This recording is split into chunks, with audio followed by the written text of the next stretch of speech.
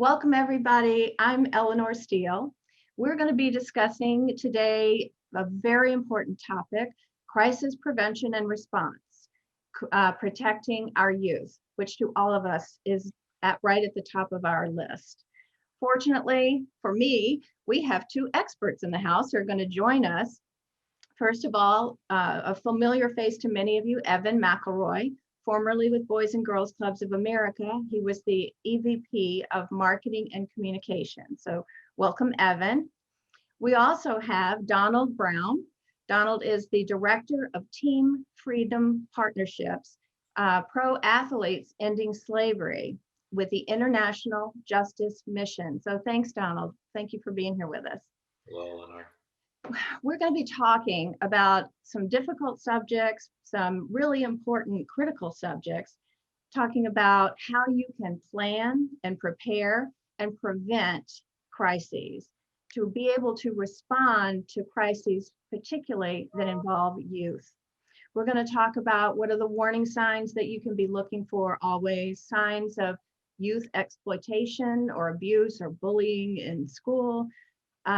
Just a few of the topics that we'll be touching on, but it's a tremendously important, and we want to just give you an advance notice that because this is just a short session for us, we're only going to touch the tip of the iceberg. So we want to get started right away, and I'm going to pitch it to Evan. And Evan, I'd love for you to talk a little bit about your former role as head of marketing and communications for Boys and Girls Clubs of America. I'm thinking you might have actually drafted their crisis communications plan, or at least been in some ways involved in it. So tell us a little bit about that, and then what were the steps that you took? What was the process involved in creating your crisis plan? Well, thank you, Eleanor. And Donald, it's great to be here with you. One of the things that was clear at Boys and Girls Clubs back around 2012 was a need to sort of refocus on youth safety and protection. And certainly I don't have to go through the history of some of the things that have happened in our cultures and our societies that have to do with the risks that children are at. But one of the things that we realized was maybe our biggest enemy is the potential of complacency. It's of taking for granted that we're doing everything by the book, that our kids are safe, that our operations are where they should be. And that's a mistake, because when you take your eye off that ball of keeping kids safe, that's why we're in business. That's the foundation of youth work, without which, we shouldn't even be in this business. And we often talked about the notion of creating a culture of safety, so that it permeates everything we do, that every single person involved in the organization, both staff and volunteers, board, knows that it's their responsibility to take this very seriously and put the proper protocols in place, the proper policies, things like, starting at the board level, having a committee that is responsible for overseeing everything that we're doing, to making sure that we're doing it right, and making sure that every staff person and even every young person in their own context understands what it's all about to make sure that kids are safe and protected and in an environment where they feel that way. Because that's so important to having that experience as a member of a youth organization, to be rich and fulfilling, and the right relationships with staff, all those things that are critical. So we really worked hard at formalizing that process and continually emphasizing it by putting staff in place to monitor, to create risk assessments that organizations can do, literally checklists of, are we doing all these things properly, so that we can make sure on an ongoing basis that we're really creating the right atmosphere, the right environment for our kids. And so that's something that, we could talk all the whole session about, but I think that, that notion of a culture of safety is really the thing that makes an organization successful in terms of doing everything possible to be the right kind of environment for kids. Great. Well, Evan, also, who in an organization should be involved in the design and the implementation of a prevention and response plan? I mean, I would assume it starts at the top, but there are specific players that need to be involved. Absolutely, Lenore.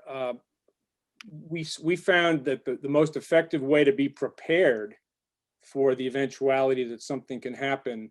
And by the way, when we talk about crisis prevention and response, it's not only situations where something might happen to a young person that violates that notion of safety, Right. but it can be any type of eventuality that could hurt the reputation of an organization. It could be Right. something having to do with financial impropriety. It could be something out of our control, where something happens with a facility, or somebody's accused of something, rightly or wrongly, where all of a sudden you have to deal with that. So Yeah. in a sense, everybody owns that responsibility to be on the lookout for things that may go wrong. But clearly there has to be a structure where the executive director or the top person on staff is responsible for putting together a plan of what will happen if that phone rings and the media is calling up saying, we just got a report that such and such occurred, or somebody posts something on social media that alleges that such and such occurred, rightly or wrongly. Now it's out there. There has to be the ability to respond quickly and with total truth, but at the same time, effectively, to make sure that that situation is managed as effectively as it can be. Because unfortunately, I've seen too many situations where an organization did not have a plan in place ahead of time to know what the 4 or 5 key things were to do in order to manage that properly. Right. So we put a lot of time and effort into crafting what should that plan involve, and certainly both at the board level and at the staff level, there needs to be people on a team, basically a crisis response team of who is going to be activated as soon as that situation comes up. And sometimes it's something that you can anticipate, something that's going to happen that in advance. Could be a bad financial report, where something's going to come out that's going to be potentially damaging. So you have time to plan for that. But at other times, it's that phone call or that dreaded tweet or email that you don't want to see that says, this is not the time to start planning for a crisis. We need to have a plan in place and know what to do as soon as that occurs. Exactly. We have to cover all the what ifs. It's doing a lot of scenario planning, and if this happens, then this is how we, our messaging is so important, and everybody has to have a clear and consistent message so that we're all saying the same things. So thanks, Evan. Donald, let me ask you a little bit about your role at, I'm going to call it IJM to be short. Thank you. And I did some research, reading all about your organization. I've done research in the past when our chairman was speaking with on a panel at the World Economic Forum on child trafficking. So it's a very tense subject, and you live it every day, day in and day out with what you're working on. But first, tell us a little bit about that, and then what are some of the compelling trends that you're tracking at IJM that are related to the exploitation of children, or even trafficking or violence, and then how you combat those. Yes, yeah, thanks, Eleanor, and thank you, Evan, for sharing that. And there's just so many similarities, as Evan's mentioning, a culture of safety and protection for the children, and that's what we're aiming for as well. And we're looking more so at the justice system, right? And so at International Justice Mission, yes, we're an anti-slavery organization with 21 field offices around the world in 14 different countries across 5 different regions.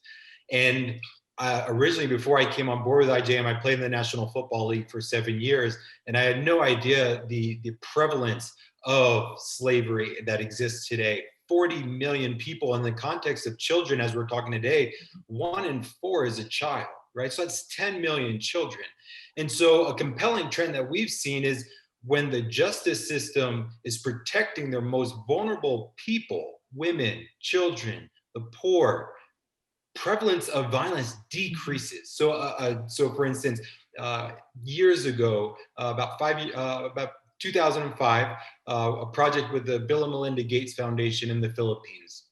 A big issue of children that are being sexually exploited and sold commercially for sex. And so we went in there, and after 4 years of training, mentoring, equipping the local justice system, we saw a 72% decrease of children that were available for sex. So that's what we're focused on, is making sure that the justice system is protecting their children, but also holding perpetrators accountable. So those are the areas that we focus on. And then this is going back to Evan's point, creating safe culture, we're creating safe communities, right? So where children can then go to different clubs and schools and flourish and live the life that they're truly called to live. It's heart-wrenching, I'm sure, at times, and maybe even difficult to deal with, to be able to sometimes go home and not have to think about all of that, but I'm sure it's always on your mind. And the other interesting thing to me and reading was that it's not just in the developing world. I mean, the story that you shared about the Philippines is huge, but it's also a developed country problem with runaways, and the majority of runaways end up in some type of trafficking situation in their lives. So it's something that involves all of us that we need to be careful of. We've heard stories on the news about the in the airplanes where a flight attendant will notice a child and she's looking for signs. So maybe that you could share, what are some of the signs that we should be looking out for, or that we can train others to watch for? Yeah, so speak specific examples. So our casework in Ghana, in our Ghana office, is rescuing children out of the fishing industry that are forced into labor on the fishing industry on one of the largest man-made lakes in the world. And so the signs that our staff and investigators will be looking for are children that look malnourished. There's visible signs of violence, whether it's lacerations, bruises, really deep cuts, a lack of eye contact. There's a lack of self-esteem, right? Because these are vulnerable children. And when an exploiter just starts to continue to exploit them and degrade them, and it just rips out their self-esteem. So a lack of eye contact and confidence. And then also too, if they're not in school, or they're not showing up at the clubs for an extended period of time, something's wrong, right? So those are just some of the signs that we look out for at some of our field offices around the world that are dealing primarily with violence against children. Great, thank you for that. It's important that we take all those signs and make a mental note of those to watch for. Evan, what other trends might you have seen through your role, or do you see now, because things are changing so fast every day, that maybe there are troubling signs or maybe some encouraging signs as well? Well, one of the areas that obviously has grown so much is internet situations, social media.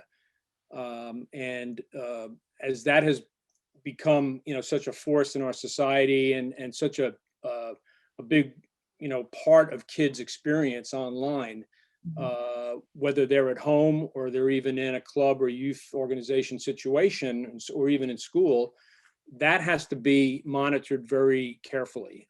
And so one of the areas where we saw a lot of emphasis in part of that safety planning that I spoke about was refocusing on how do you manage online access and interaction that kids are involved with at, when they're in our clubs or in our facilities. And Donald, I know you can speak to this as far as the risks that they're at when they're online, where they get into certain sites and so forth. And again, that's on the staff to own the responsibility for overseeing that. But it's also a really important part of program in terms of educating the young people themselves. I mean, they're very, very savvy on the technical aspects of using internet and sites, but for them to keep an eye out for each other, for themselves, to understand how to, avoid getting into entrapment or other situations that can come, unfortunately, all too easily via internet. Yeah. Donald, did you have any other comment on the social media / internet access? Yes, and what we've seen in our work, especially in the Philippines. So yes, there was a major reduction in children that were available for sex, in your traditional, bars and brothels and things like that. But what we've seen now with the digital age and the Philippines having access to broadband internet, things like that, are children that are actually being sexually exploited online. And so this is something that is hiding in the dark, and we just need to continue to have conversations to bring it to light. And because one of the issues is, yes, the trafficking is happening in the Philippines, but what we've seen from our investigations, the demand is coming from North America. And so we need to make sure we're having open and honest dialogue of what's going on, the injustice that's going around the world, because, as long as there's a demand, we need to make sure it's addressed. So it's been really encouraging to see the Philippines addressing it, and also collaborating with the demand side countries as well, just to making sure that accountability is happening on all fronts. So yes, the gift that we're able to communicate and have a national, a global conference, and be a part of a global conference, traffickers are using it for evil. And so we just want to make sure people are aware of that and what's going on, and being aware of it. Right. So whether those of you who are listening are part of a developing smaller organization, or whether you're part of a large organization that has, many units, these are things that you need to be watching for: the safety, child safety, when using the internet, when being on social media, and then watching for any signs that there could be anything wrong going on in their life, or they're being exposed to. Social media can be our best friend. It can also be our worst enemy. So we need to make sure that it's used safely, and that the children, the youth, the young people, that they understand what the signs are, that this is not a good thing. I should not be part of this. Evan, what kind of staff training did you do, or have you done for crisis planning? And what did it look like? Well, the fundamental thing, Eleanor, was to impress upon every organization, for its own good, as well as for the broader brand protection, if you will, to have a plan. And we have templates, and I think we're sharing those with everybody at the conference, that are really literally checklists of the things that you need to put in place. So I think I mentioned the notion of a safety assessment, and there might be 5 or 6 different areas that are the key places to look in terms of, are we doing everything by the book? Where can we improve? It's kind of like a SWOT analysis, right? Strengths, weaknesses, opportunities, threats. Where do we need to strengthen our practices, policies, protocols to make sure that we're preventing anything from occurring? That's the key, right? The board, at the board level, they need to own this. We always said there needs to be a committee on the board that is responsible for overseeing child safety and protection and crisis management, so that it gets the attention of the folks that are running the organization. And at every meeting, there should be a discussion of, where are we on our checklist? Where are we working to strengthen? Is there expertise among some of our volunteers who may work for a company or a business where they have that responsibility for their business, and apply those same kinds of approaches to? I mean, our youth organizations are businesses, right? We have to run that way. We have to operate that way. Background checks, those are obviously things that need to be done on a regular basis, and make sure that we're not obviously having people come into our clubs that shouldn't be there. But at the same time, if something does happen, you better be able to say, we did a background check on that person, even if something did go wrong. If you can't say that, you are really vulnerable, and your whole public trust situation is going to be at risk. So those kinds of guidelines, some of them seem basic, but sometimes you'd be surprised at how you can overlook those things in the tumult of running an organization, and take for granted that you're where you need to be. So it's really important to have a plan and follow it. Those are some of the non-negotiables I've heard you talk about that have to be in place. Exactly. Those are things that, if you don't have those in the right place, then you are vulnerable, your kids are vulnerable, Mhm. and your reputation as an organization. And all you need to do is have a situation come up where you're being questioned on whether you are a safe organization, whether you're doing the right thing for kids, and years of good work can be, besmirched pretty seriously. It takes a long time to build that back. Yeah. So Donald, I'm thinking about families, families of the children. How do you work with any of the families that are involved with the children? For example, you do the rescue and restore piece. That's so important. But then how do you involve, or are the families involved in on the positive side of exploitation? How are they preventing it in their own homes? Yes, yeah, and a big aspect of our work is training, and it's training communities, it's training partners, aftercare partners, teachers, the church. I mean, there's a lot of training that goes involved, and sometimes, unfortunately, as we've seen, especially in online sexual exploitation of children, a lot of the times it is a close family member that's exploiting a child. So sometimes it's more of training the community, because sometimes the parents or a loved one or the one closest to the child is the trafficker. But training is a big portion of our work, and that is also too just encouraging people to be able to speak up and be okay, because we all have power, right? And it's what we're doing with that power, and it's using the power to fight back with those that have used it for wrong. And so that's one of the big things that for IJM is the training, equipping, encouraging people to speak up and really shine a light on the darkness. That's great. Thank you. Um, in addition to the online challenges that we're facing, the biggest one we've all faced this last year has been the pandemic. And how has the pandemic, has it impacted the work in the youth clubs, wherever they may be in the world, or in your organization too, Donald? But Evan, let's start with you. Have you seen examples you could share with us? Well, I think the real progress that clubs have made is in strengthening their ability to connect kids virtually. Those that cannot come into the clubs, most of the kids that have come into Boys and Girls Clubs have been the children of first responders, of hospital workers, and so forth. But obviously, a lot of kids just have not been able to access facilities. So that comes back to our point about online safety. Because so many young people are spending inordinate amounts of time and really connecting with the world through internet. And then the other areas that have been kind of ramped up have been providing meals to kids, which has been a big thing. It always has been a big thing in clubs, but now so many families have depended more on that. So that's been a big factor. But I think, again, it comes back to the online access and keeping kids safe online as that becomes their lifeline to the club or to school or to friends. Right. Donald, do you have any experience in that area you want to share? Yeah, and just through COVID, I mean, we've just seen a surge in violence against the poor. Children are trapped in unsafe situations during lockdowns.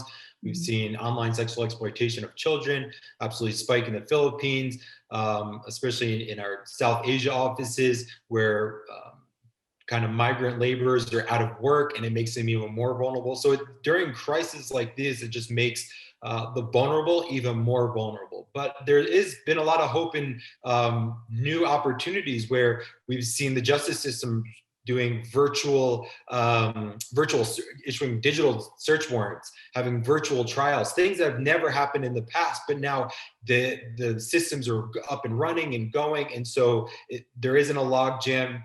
Now the justice system is protecting its people even during really hard times. So we've seen them pivot and use digital for really great opportunities as well. So there has been a lot of hopeful things that have come through this as well. Good. Well, I see that Mark Shanley has joined. Hi, everyone. I think that means we may have some questions coming in. You guys have sparked quite a bit of questions, and I want to make sure we can get to most of these. And Eleanor, as you said, these are tough conversations, but as Vivian indicated yesterday, we have to be comfortable with being uncomfortable, right, and having these kinds of conversations. So this is important. So let me start with a question from John. This is for you, Donald.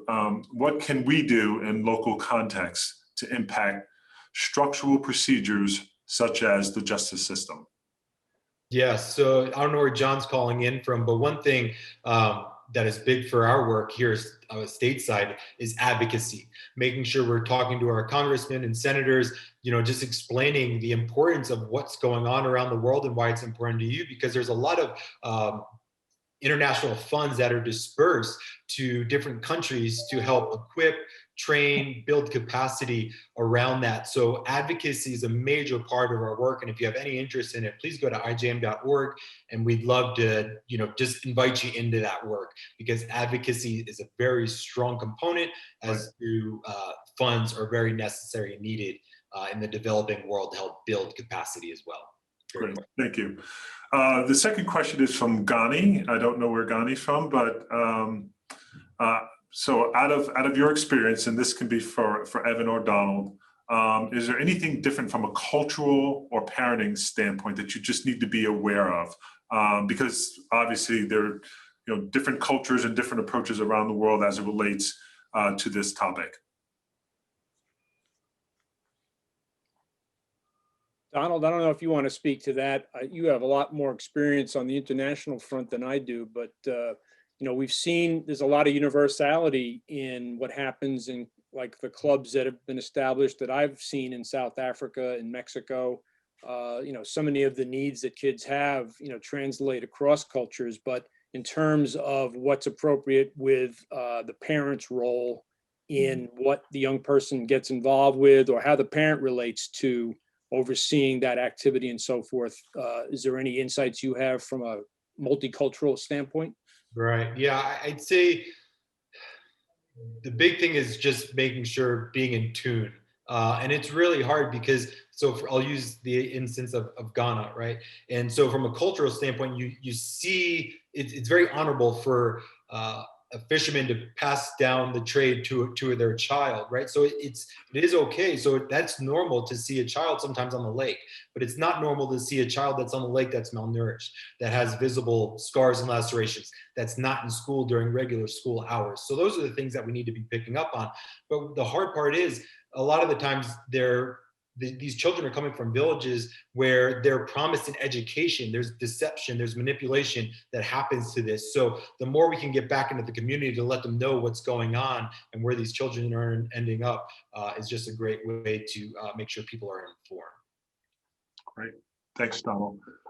This next, Mark, just a quick comment is that in my experience working, with Boys and Girls Clubs, so many of the young people are coming from single parent homes, and that one parent that's on duty all the time, whether they're working one or two jobs and taking care of children, it becomes more difficult for the parent to have that active role, or to just they're tired, and so that puts more pressure, but also great responsibility on our professional leaders in the youth clubs to really be looking out for these signs and symbols, and to watch out for their kids and train them. Thanks, Eleanor. We have about 5 more minutes, and probably can get maybe a couple or maybe even 3 questions in. We'll do our best. This question is from Mike from South Africa.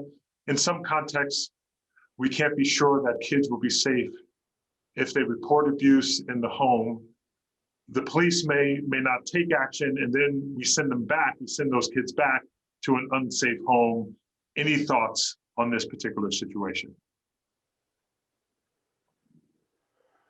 Yeah, and that's why we're, at International Justice Mission, we're focusing so much on the justice system, that the justice system will protect their most vulnerable individuals, where a lot of these countries, one of the main employers is private security. Well, our clients can't afford private security. So that's why we are so focused on fixing the justice system and transforming the justice system.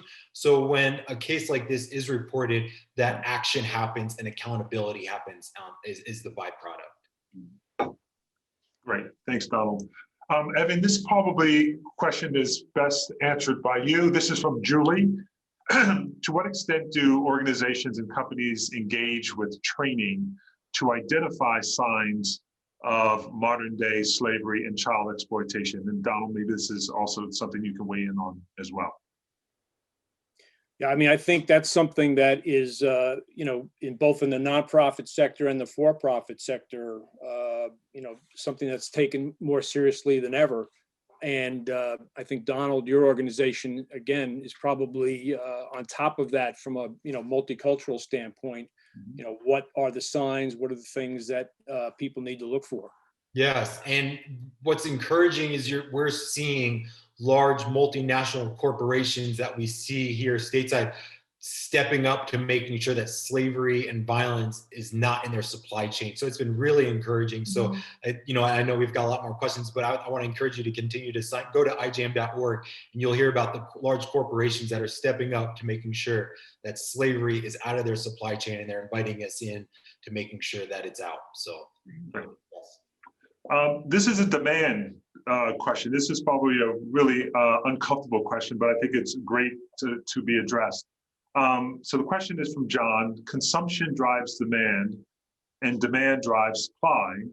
How do we identify and challenge the demand that might be happening in our communities, not just the supply side of it? I think one thing is being informed, even like where our clothes are from, right? We're purchasing clothes from, you know, different organizations, you know, so being informed, like, are these companies fair trade? Are they sustainably made? You know, so being aware of the different companies that you're even buying things from, coffee, cocoa. Cocoa is a massive, massive industry in Ghana. So clothes, I mean, the list goes on and on. So just being informed as a consumer, where our products are being sourced from, and are they fair trade companies? That's very good. Thank I'll you. even add makeup, your makeup for women, that it's a huge market for child labor, because they're recruited and they're mining for mica and different things that goes into the makeup. So be careful there as well. So I think we could squeeze in one more question. Is the panel up for it quickly? Sure. All right.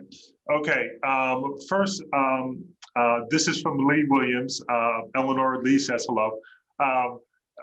Due to COVID, we have less direct contact with young people, so less opportunity to see the physical signs. Does the panel have any suggestions on how we overcome this? Yeah, it's been such a challenging year, and you know, we've seen with clubs here in the U.S., you know, a lot of struggle with that, and some clubs have tried to, and some schools too, have successfully tried to literally do drive-by kinds of visits where they can see kids, or have them come to some site where they're socially distanced, but they can still physically communicate and visually communicate. So there's some clever ways that you know, clubs have tried to overcome this notion of can't come into the facility, but it has been an incredibly challenging year on that. Sometimes it's seeing them through, you know, through the camera, through the connections they're doing online. But just try to think creatively about and look at what schools are doing and talk to schools, right? And say, you know, are there ways that we can work together? And this is always true, but especially in these times, to be as cognizant as we can of how our kids are doing. Yeah, thank you, Evan. So with that, I apologize that we weren't able to get to all of the questions, but as Evan indicated and Donald indicated and Eleanor, there are resources that Evan has provided on crisis communication plan. Donald has provided some resources from IJM. They'll be posted on the link below. You can click on that link in the resource page of the conference platform.